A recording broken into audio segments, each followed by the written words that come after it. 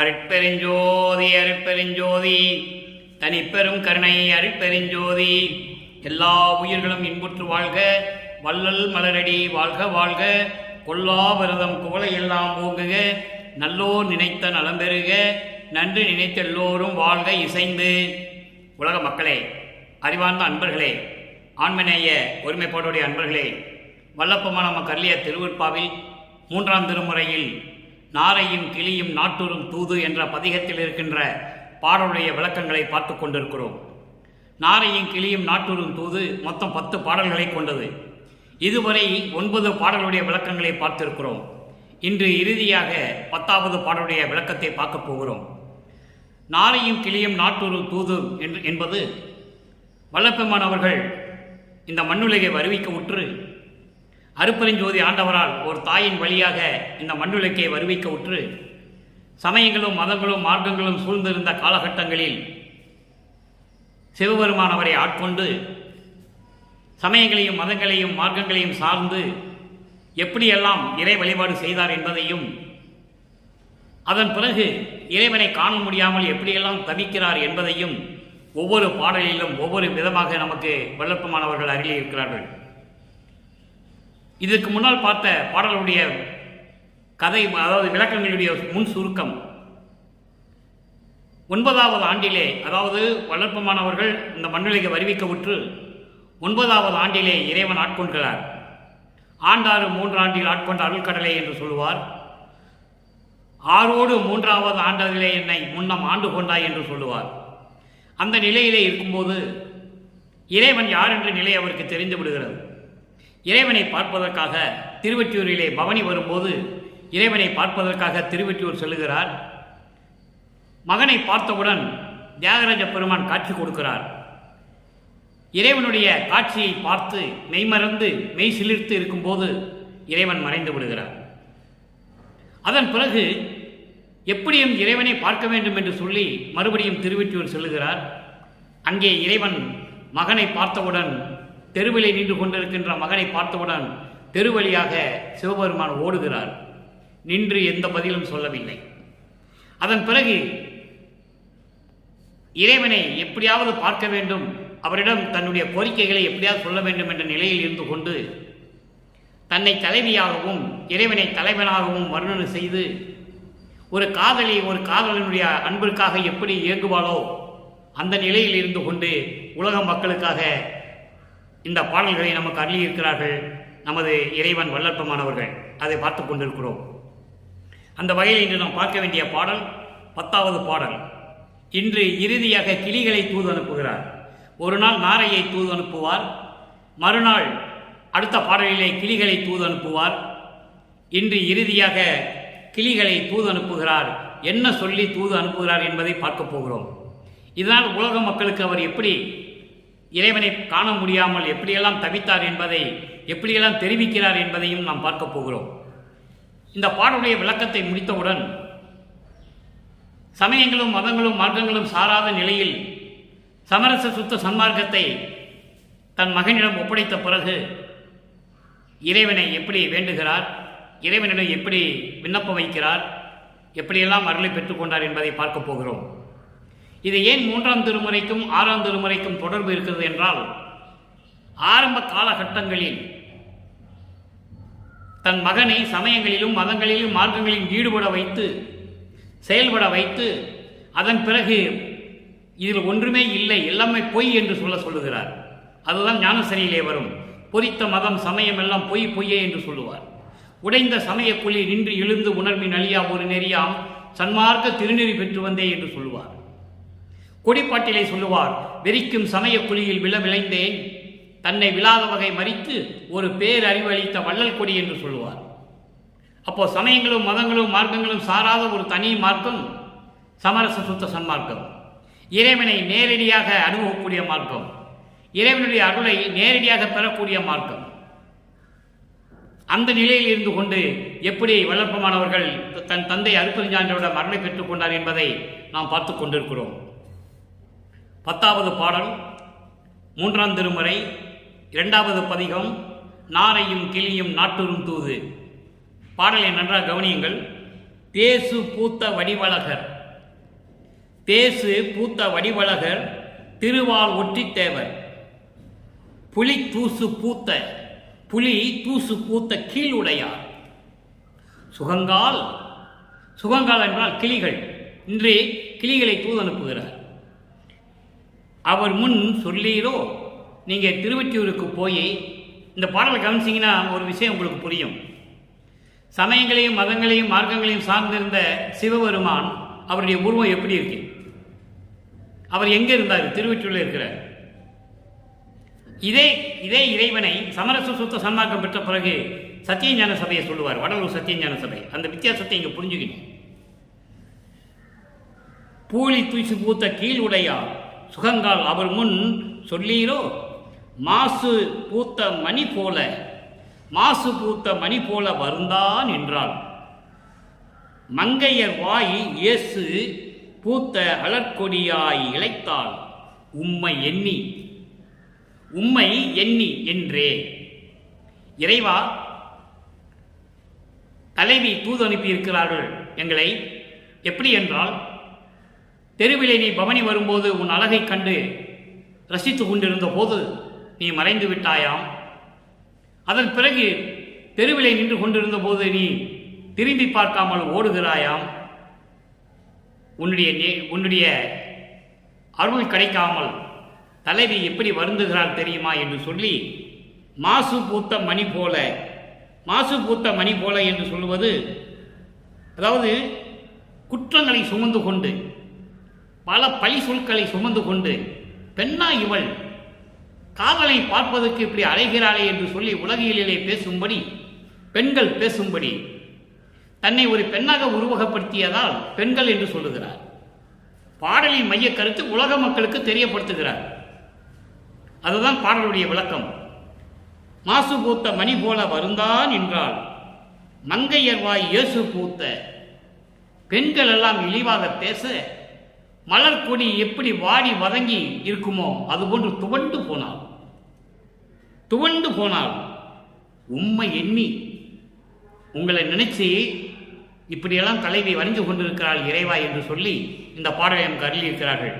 இப்போ இந்த பாடலுடைய பதவுரை பார்த்துட்டோம். புலி தூசு பூத்த கீழுடையார். புலித்தோலை கோமணமாக, புலித்தோலை ஆடையாக அணிந்துள்ள, இடுப்புக்கு கீழே புலித்தோலை ஆடையாக அணிந்துள்ள இறைவன். தேசு பூத்த வடிவழகர். தேசு என்பது ஒளி பொருந்திய அழகான வடிவு அழகர். ஒளி பொருந்திய தேகமுடையவர்.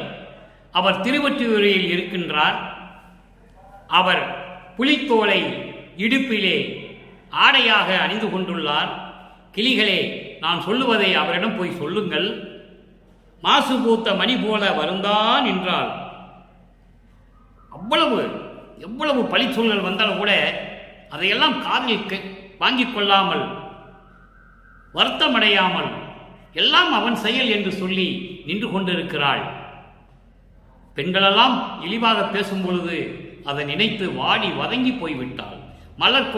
ஒரு மலர்கொடி எப்படி வதங்குமோ, வாடி வதங்குமோ, அதுபோல அவள் வாடி வதங்கி நின்றாள் என்று சொல்லுகிறார். இப்படியெல்லாம் போய் நீங்கள் இறைவனிடம் தூது சொல்லுங்கள் என்று சொல்லி கிளிகளை தூது அனுப்புகிறார். இப்போ அந்த பாடலை கோர்வையாக சொல்லுகிறேன். ஒளி பொருந்திய அழகான தேகமுடையவர், திருவொற்றியூரில் இருக்கின்ற இறைவன், புலித்தோலை ஆடையாக இடுப்பிலே அணிந்து கொண்டவர். அவர் முன் சென்று என்னை பற்றி கிளிகளே சொல்லுங்கள். குற்றங்களை எல்லாம் சுமந்து கொண்டு எல்லாம் அவன் செயல் என்று சொல்லி வருந்தாமல் நின்று கொண்டிருக்கிறாள்.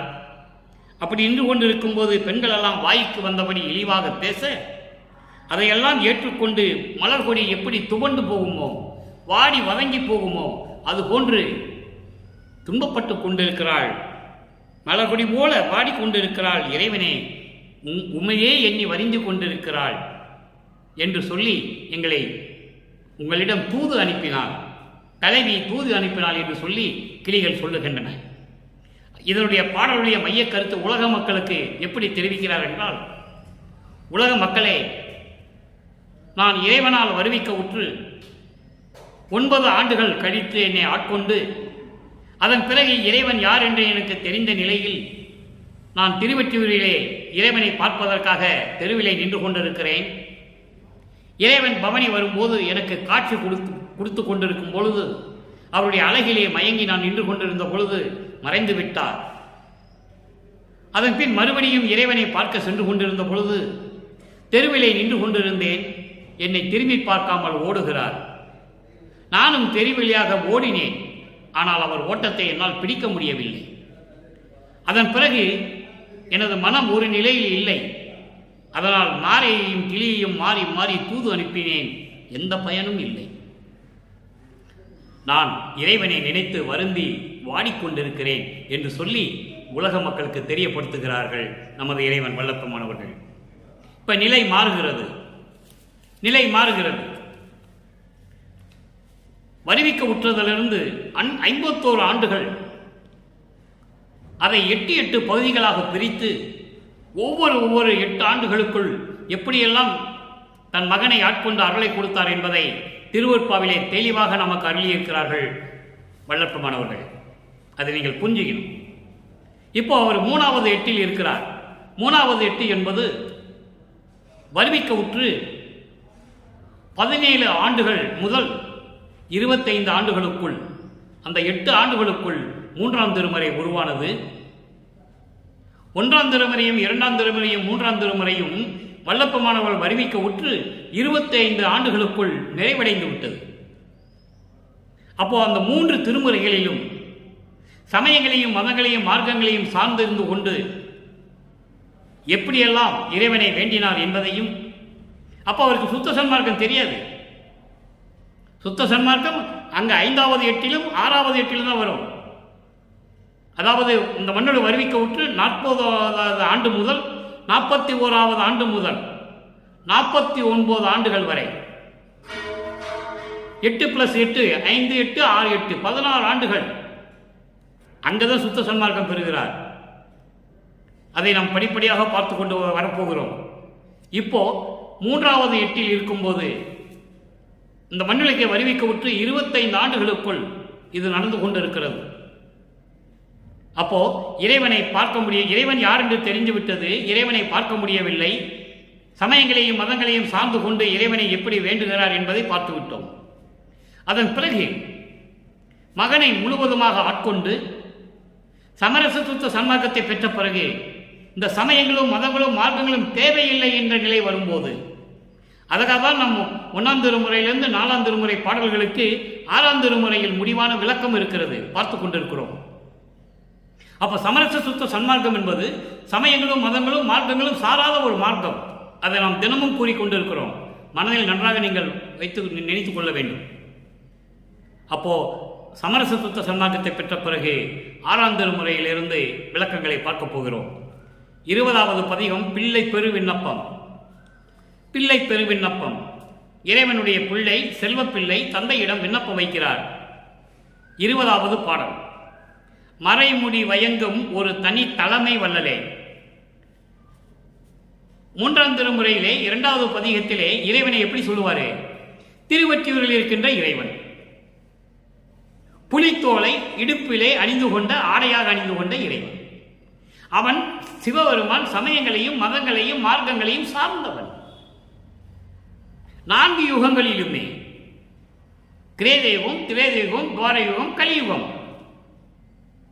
அப்போ அந்த மதங்களை சாராத இறைவன் அருட்பெருஞ்சோதியா வரும்போது என்ன சொல்றார் பாருங்க, ஒரு தனி தலைமை வல்லலே. தனித்தலைமை, சமரச சுத்த சன்மார்க்கத்துடைய தலைமை கடவுளே. உலகு அரசு ஆள்வோர் உரைமொழி வாழ்கொண்டு ஒருவரை ஒருவர் உயிர் அற செய்தனர். எனவே தரையுற சிறியேன் கேட்ட போதெல்லாம் தளர்ந்து உள்ளம் நடுங்கி நின்று அயர்ந்தேன். இறையும் இவ்வுலகில் கொலையெனில் எந்தாய் என் உள்ளம் நடுங்குவது இயல்பே. 4 யுகங்களிலுமே இந்த மண்ணுலகை ஆண்ட அரசர்களும் சரி, உரையில் இருக்கின்ற வாளை உருவி ஒருத்தருக்கு ஒருத்தர் போரிட்டு சண்டையிட்டு கொலை செய்து கொண்டார்கள், உயிர்களை கொலை செய்தார்கள் என்று நான் தொடர்ந்து கேட்ட போதெல்லாம் தளர்ந்து உள்ளம் நடுங்கிய நடுக்கம் நின்று அயர்ந்தேன். உனக்கு தெரியும் இல்லை, இறையும் இவ்வுலகில் கொலை எனில் எந்தா என் உள்ளம் நடுங்குவது இயல்புதானே. இனிமேல் இந்த உலகில் கொலை என்று ஒன்று ஒரு சிறிதளவு கூட நான் நினைக்கக்கூடாது, என் காதுக்கு வரக்கூடாது. ஒரு கொலை சிறிதளவு கூட கொலை நடந்தது என்று சொன்னால் என் உள்ளம் நடுங்குவது இயல்புதானே, இயற்கைதானே. அப்போ இறைவனிடம் சொல்லுகிறார், கொலையும் புலையும் இல்லாத ஒரு சமரச உலகை படைக்க வேண்டும், சைவ நெறியை பரப்ப வேண்டும், சமரச சுத்த சன்மார்க்கமே நிலவ வேண்டும் என்ற நிலையில் பிள்ளை பெரு விண்ணப்பம் என்ற பதிகத்திலே இந்த விண்ணப்பத்தை வைக்கிறார்கள் நமது இறைவன் வல்லப்பெருமான் அவர்கள். அடுத்து பாருங்க, அடுத்த ஒரு நிலை. அங்கே சமயங்களையும் மதங்களையும் மார்க்கங்களையும் சார்ந்து சொல்லிக் கொண்டிருப்பார். இங்கே 24வது பதிகம் வாதனை கழிவு. வாதனை கழிவு என்பது மாயைகளையும் மயக்கங்களையும் நீக்க வேண்டும் என்று சொல்லி இறைவனிடம் விண்ணப்பம் வைப்பது. அங்கே விண்ணப்பமே வைக்க முடியல. மகனை பார்த்து தெருவில் ஓடுறாரு சிவபெருமான். இவங்கிட்ட மாட்டக்கூடாது, மாட்டினோம்னா பதில் சொல்ல முடியாது, இன்னும் காலங்கள் இருக்குது என்று சொல்லி ஓடுகிறார். இங்கே சொல்றார் பாருங்க, எல்லாம் வகுத்தாய். வாதனை கழிவு 10வது பாடல். அங்க 10வது பாடலுக்கு இங்க 10வது பாடல்ல விளக்கம் இருக்கு. 3ஆம் திருமுறையில 2வது பதிகத்திலே நாரையும் கிளையும் நாட்டூரும் தூது என்ற 10வது பாடலுக்கு அதனுடைய முடிவான விளக்கம் இங்க இருக்கு. எல்லாம் வகுத்தாய், எல்லாவற்றையும் படைத்தாய். வகுத்தாய் என்பது படைத்தாய். எல்லாம் வகுத்தாய், இங்கு அருளில் யாரே தடுப்பார்? எல்லாம் செய் வல்லான் வகுத்த வண்ணம் என மகிழ்வார். என் கண்மணியே, என் சொல்லானவையும் அணிந்து கொண்ட துரையே, ஜோதி திருப்பொதுவில் நல்லாய், கருணை நடத்தரசே, தருணம் இது நீ நயந்து அருளே. நயந்து அருளே, இது பாடல். இந்த பாடலுடைய விளக்கம் பாருங்க. எல்லாம் வகுத்தாய், எல்லா உலகங்களையும் எல்லா உயிரினங்களையும் படைத்தாய். அப்படி எல்லா அருள் வல்லமை பெற்ற இறைவன் நீ. நீ எனக்கு அருளை கொடுத்தால் யார் தடுக்க முடியும்? நீ எனக்கு அருளை கொடுத்தால் யார் தடுக்க முடியும்? எனக்கு அருளில் யாரே தடுப்பார்? யார் தடுக்க முடியும்? எல்லாம் செய் வல்லான் வகுத்த வண்ணம் என மகிழ்வார். எல்லாம் இறைவன் செயல். அவர் இறைவன் தன் மகனுக்கு கொடுக்கிறார், மகனுக்கு அருளை கொடுக்கிறார் என்று சொல்லி விண்ணுலகமும் மண்ணுலகத்தில் இருக்கிறவர்களும் மகிழ்ந்து கொண்டிருக்கிறார்கள். எல்லாம் அவன் செயல் என்று சொல்லி மகிழ்வார்கள், சந்தோஷப்படுவார்கள். யாரும் தடுக்க மாட்டாங்க. நீ எனக்கு அருளை கொடுத்தா யாரும் தடுக்க மாட்டாங்க. விண்ணுலகத்திலையும் சரி மண்ணுலகத்திலையும் சரி எல்லாருமே என்ன சொல்லுவாங்க? எல்லாம் அவன் செயல், அவன் தன் மகனுக்கு அருளை கொடுக்கிறார் என்று சொல்லி சந்தோஷப்படுவார்கள், மகிழ்ந்து கொள்வார்கள். என் கண்மணியே, என் சொல்லனாவையும் என் சொல்லானவையும், நான் சொல்லவனை எல்லாம், நான் சொன்னதை எல்லாம், நான் வைத்த விண்ணப்பங்களை எல்லாம், நான் உன்னிடம் முறையிட்ட முறையீடுகளை எல்லாம் ஏற்றுக்கொண்டு அணிந்து கொண்ட துரையே, ஏற்றுக்கொண்ட துரையே, அருட்பெருஞ்சோதியே, ஜோதி திருப்பொதுவில் நல்லாய். சத்தியஞான சபையிலே அருட்பெருஞ்சோதியாக நின்று கொண்டிருக்கின்ற நல்ல இறைவனே, நல்லவனே, புண்ணியவனே, புண்ணியனே, சமரச சுத்த சன்மார்க்க தலைவனே, கருணை நடத்தரசே, தருணம் இது. இதுதான் நல்ல நேரம். நீ விரும்பி எனக்கு அருளை கொடுப்பதற்கு இதுதான் நல்ல நேரம். வந்து எனக்கு அருளை கொடுத்து விடு. நீ அருளை கொடுத்தா ஏன் கொடுக்குறேன்னு யாரும் உன்னை கேட்க மாட்டாங்க, உன்னை யாரும் தடுக்கவும் மாட்டாங்க. ஏன்னா எல்லாம் அவன் செயல். எல்லாமே உலகத்தை படைத்தான், எல்லாம் அவன் செயல். தன் மகனுக்கு அருளை கொடுக்கிறான் என்று சந்தோஷப்படுவார்கள். விண்ணுலகமும் சரி மண்ணுலகமும் சரி எல்லாருமே சந்தோஷப்படுவார்கள். அதனாலே சீக்கிரம் வந்து இதுதான் நல்ல தருணம், அருளை கொடுப்பதற்கு எனக்கு அருளை கொடுத்து விடு என்று சொல்கிறார். அடுத்து 3வது நிலை. 3ஆம் திருமுறையில் இருக்கிற அந்த பாடலில் இருக்கின்ற 3வது நிலை. அங்க ஒண்ணுமே பண்ண முடியலையே. எல்லாமே ஏளனமா பேசுறாங்க, கேலி பேசுறாங்க, கிண்டல் பேசுறாங்க. ஆனா இங்க சொல்றார் பாருங்க, அந்த நிலைக்கு இங்க பதில் அபயம் வேண்டுதல். அபயம் வேண்டுதல் என்பது அடைக்கலம் வேண்டுதல். அபயம் என்பது அடைக்கலம் வேண்டுதல், சரணடைய வேண்டுதல். குற்றம் பல ஆயினும் நீ குறியேல். குற்றம் பல ஆயினும் நீ குறியேல். அபயம் வேண்டுதல் 10வது பாடல். 3ஆம் திருமுறையிலே 2ஆம் பதிகத்தில் இருக்கின்ற 10வது பாடலுக்கு முழுமையான விளக்கம் இங்கு கிடைக்கும். குற்றம் பல ஆயினும் நீ குறியேன், குணமே கொல்லும் என் குருவே அபயம். பற்றம் பலமே அல்லது ஓர் நெறியும் பதியே அறியேன், அடியேன் அபயம். சுற்றம் பலவும் உணவே எனவோ, துணை வேறில்லை நின் துணையே அபயம். சிற்றம்பலவா அருள்வாய், சிற்றம்பலவா அருள்வாய், இனி நான் சிறிதும் தரியே அபயம். இது பாடல். பாடலுடைய பொருள் பாருங்க. குற்றம் பல ஆயினும் நீ குறியே, நான் பல குற்றங்கள் செய்திருந்தாலும் கூட நீ அதையெல்லாம் உன் மனதில் உள்ளத்தில் வைத்திருக்க கூடாது. குற்றம் செய்கிறானே என்று சொல்லி எனது குற்றங்களை எல்லாம் நினைத்து நீ உள்ளத்தில் வைத்திருக்க கூடாது. அதெல்லாம் நினைக்க வேண்டாம். அதையெல்லாம் குணமாக கொள்ளுக, குணமாக கொள்ளுக, குணமாகவே கொள்ளும் என் குருவே. நான் குற்றங்கள் பல ஆயிரம் குற்றங்கள் செய்திருந்தாலும் கூட அவற்றையெல்லாம் குணமாக கொண்ட என் குருவே, அருட்பெருஞ்சோதியே அபயம், நான் உன் அடைக்கலம். பற்றம் பலமே அல்லது பற்றம் பலமே அல்லது ஆசைகளின் பிடியில் சிக்கிக் கொண்டிருந்தேனே தவிர, உலக விடயங்களில் சிக்கிக் கொண்டிருந்தேனே தவிர, மண்ணாசை பெண்ணாசை பொன்னாசை போன்ற ஆசைகளில் சிக்கிக்கொண்டு, மாயைகளிலும் மயக்கங்களிலும் சிக்கிக்கொண்டு, அந்த வலிமையில் சிக்கிக்கொண்டு நான் இருந்தேனே தவிர, உனது திருவடியை அடைய வேண்டும் என்ற ஒரு வழி கூட எனக்கு தெரியாமல் நான் இருந்து கொண்டிருந்தேன். வழி கூட எனக்கு தெரியல. உன் திருவடியை எப்படி அடையணும் என்ற வழி கூட நான் தெரியாமல் நின்று கொண்டிருந்தேன். அடியேன் அபயம். எவ்வளவு அற்புதமா சொல்றாரு பாருங்க. உலகியலிலே, உலக நடைகளிலே, உலக விடயங்களின் மேல் ஆசை கொண்டு, அதன் வலிமையில் சிக்கிக்கொண்டு, பெண்ணாசை பொன்னாசை மண்ணாசை போன்ற ஆசைகளில் சிக்கிக்கொண்டு இருந்தேனே தவிர, சிறிதளவு கூட உன்னுடைய திருவடியை அடைய வேண்டும் என்ற அந்த நெறியை, அந்த வழிமுறையை நான் அறிந்து கொண்ட பாடில்லை. அடியேன் அபயம். சுற்றம் பலவும் உணவே எனவோ, சுற்றம் பலவும் உணவே எனவோ, எல்லா சொந்தங்களையும் நீதானே என்று நினைத்துக் கொண்டிருக்கிறேன். என் தாய் தந்தை உறவினர் எல்லாருமே நீதானே எனக்கு. நீயே என் தந்தை அருளுடையாய், என்னை நேர்ந்து பெற்ற தாயே என்று சொல்லுவார்.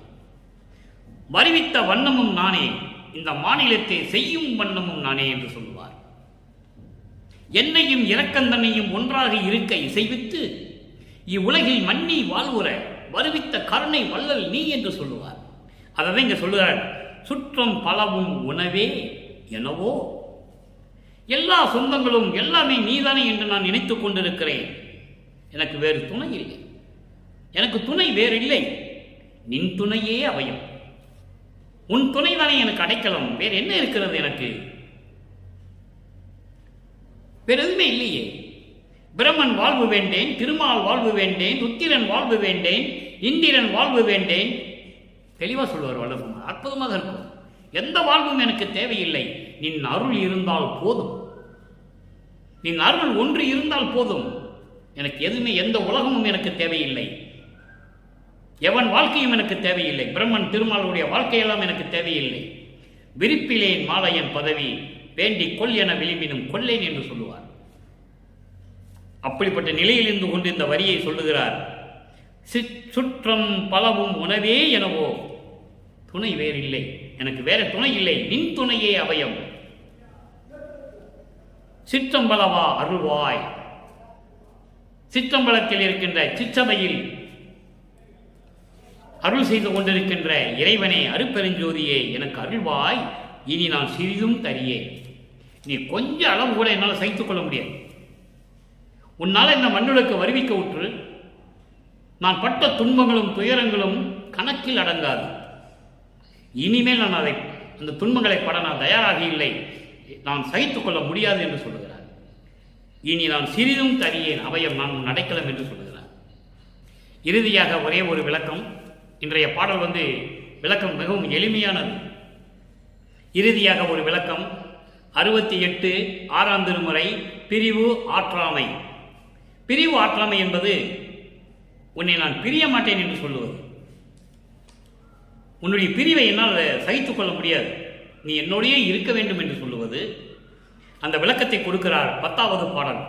பிரிவு ஆற்றாமை 68 பதிகம் 6ஆம் திருமுறை 10வது பாடல். அகம்புறம் மற்றை அகப்புறம் புறத்தே அடுத்திடும் புறப்புறம் 4 இகந்ததும் இல்லை. ஓர் ஏக தேசத்தால் இறையும் இங்கு எண்ணியது உண்டோ? உகந்தனின் பாதம் அறிய நான் அறியேன். உருகன் இங்கு இனி சிறிதுந்தான் இகம் பெறல் ஆற்றேன். மயக்கெல்லாம் தவிர்த்து இங்கு என்னை ஆண்டு அருள்வது உன் கடனை. உன் கடமை, நீ செஞ்சுதான் ஆகணும், வேற வழியே இல்லை. இங்கு என்னை ஆண்டு அருள்வது உன் கடனே. இது பாடல். இப்ப இந்த விளக்கம் பாருங்க. அகம்புறம், அகம்புறம், அகப்புறம், புறப்புறம். இது 2 நிலைகளில் உண்டு. பிண்டங்களிலும் உண்டு, அண்டங்களிலும் உண்டு. அகம் என்பது பிண்டங்களிலே அகம் என்பது ஆன்மா, அகப்புறம் என்பது ஜீவன், புறம் என்பது அந்த கரணங்கள், புறப்புறம் என்பது ஐம்பொறிகள், கண் காது மூக்கு வாய்மை. அந்த கரணங்கள் என்பது மனம் சித்தம் புத்தி அகங்காரம். இது பிண்டங்களிலே உண்டு. அண்டங்களிலே அகம் என்பது அக்னி, அகப்புறம் என்பது சூரியன், புறம் என்பது சந்திரன், புறப்புறம் என்பது நட்சத்திரங்கள், ஒளிப்பொருட்கள், நட்சத்திரங்கள். இப்படி 2 வகையிலும் சொல்றாரு. இது 4ம் ஒன்றுக்கு ஒன்று சலித்ததல்ல. பிண்டங்களிலும் சரி அண்டங்களிலும் சரி ஒன்றுக்கு ஒன்று சலித்ததல்ல, ஒன்றுக்கு ஒன்று குறைந்ததல்ல, மீறியதல்ல. எல்லாமே ஏக தேசத்தால் என்றாவது ஒரு சிறிதளவு நான் இங்கு எண்ணியது உண்டோ? இதெல்லாம் ஒன்றுக்கொன்று சலித்ததில்லை. இவைகளை பற்றி நான் என்னைக்காவது குறை எண்ணியது உண்டோ? இல்லை. காரணம், உகந்தனின் பாதம் அறிய நான் அறியேன். நான் விரும்பும் அந்த மகிழ்வோடு உன்னுடைய திருவடியை அறியும் வழி எனக்கு தெரியவில்லை. அது எனக்கு தெரியல.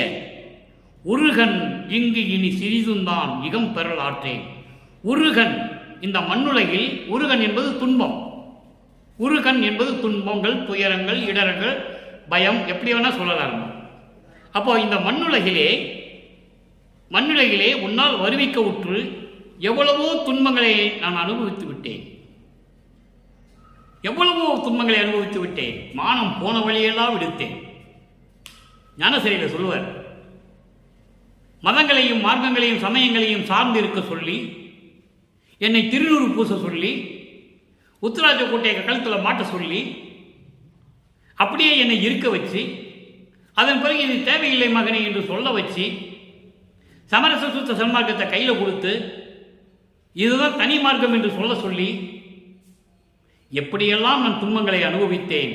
இதனால் எனக்கு எப்படியெல்லாம் மானம் போன வழியெல்லாம் விடுத்தேன். அப்படி உன்னாலே இந்த மண்ணுலைக்கு வருவிக்க விட்டு எவ்வளவோ துன்பங்களை நான் அனுபவித்து விட்டேன். இனி நான் துன்பப்படுவதற்கு நான் சகித்துக் கொள்ள மாட்டேன். இனி சிறிதளவு கூட நான் சகித்துக் கொள்ள மாட்டேன். சீக்கிரம் வந்து எனக்கு அருளை கொடுப்பாயாக. எனக்கு நீ அருளை கொடுப்பது எனக்கு அருள்வது உன் கடன், உன்னுடைய கடமை. தந்தை மகனுக்காற்றும் கடமை. உன் மகனாக தானே வருவிக்க விட்டேன். நான் உன் மகன் அல்லவா? நீ எனக்கு வாய்த்த தந்தை அல்லையா? அறிவாய சொல்வார். அப்படி நிலையில் இருந்து கொண்டு வல்லப்பெருமான் அவர்கள் தந்தையிடம் இருந்து எல்லா வரங்களையும் பெற்றுக்கொண்டார்.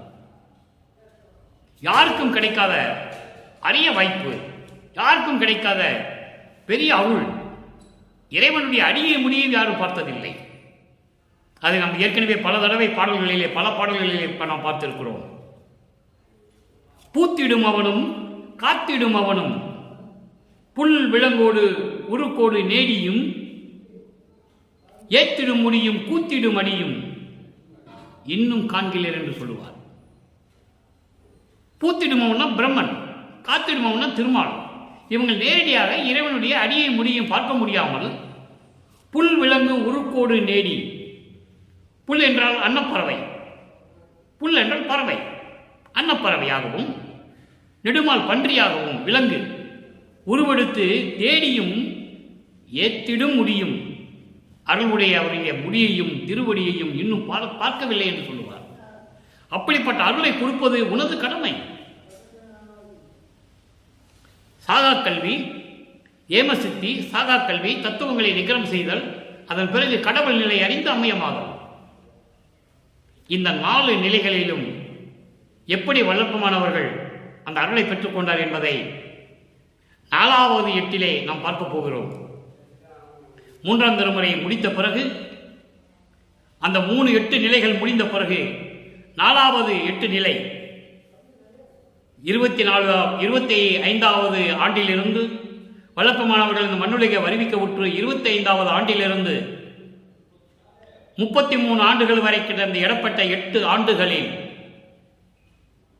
எப்படி ஏமசித்தியை பெற்றார், எப்படி சாகா கல்வியை கற்பதற்காக சிவஞான வெளிக்கு சென்றார், எப்படி தத்துவங்களை கடந்து சென்றார், எப்படி கடவுள் நிலை அறிந்து அம்மையமானார், இதெல்லாம் 4ஆம் திருமுறையிலே நாம் பார்க்க இருக்கிறோம். சமயங்களையும் மதங்களையும் மார்க்கங்களையும் சார்ந்த காலகட்டங்களில் வல்லற்பமானவர்களும் அதை சார்ந்து இருந்தது உண்மைதான் என்பதை திருவருட்பாவில் நாம் கண்ட உண்மை. இதை யாராலையும் மறுக்க முடியாது. அதையே சொல்லிட்டு இருக்கக்கூடாது. அவர் திருநூறு பூசினாரு, உத்தராட்சக்கட்டையை போட்டிருந்தாரு, அதையே சொல்லிட்டு இருந்தா எப்படி? அதுக்கப்புறம் தான் சமரச சுத்த சன்மார்க்கத்தை கொண்டு வந்துட்டார்ல. அங்கே 2ஆம் திருமுறையிலே திருநூறு பூச வேண்டும் என்று சொல்லுவார். 4ஆம் திருமுறைக்கு வரும்போது என் தந்தை அதை எனக்கு வேண்டாம் என்று சொல்லிவிட்டார் என்று சொல்லுவார். பிரசாத மாலை என்ற பதிகத்திலே 10 பாடல்கள் உண்டு.